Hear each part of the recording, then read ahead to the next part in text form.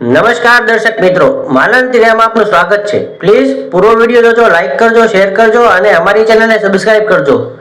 6 December 1972માં હોમગાર્ડની સ્થાપના થઈ ત્યારે માત્ર હોમગાર્ડ માનદ વેતન તરીકે ફરજ બજાવે છે અને પોલીસ તેમજ પ્રશાસન સાથે ખંભે ખંભો મિલાવી અને સુરક્ષાનું કામ કરે છે।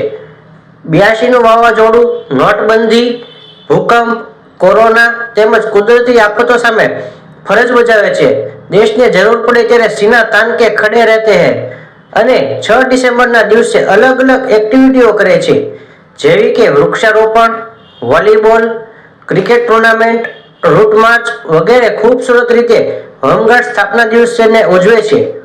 ચૂંટણી, વીઆઈપી બંદોબસ્ત તેમજ અન્ય કોઈ પણ ફરજ પણ તેઓ નિભાવે છે।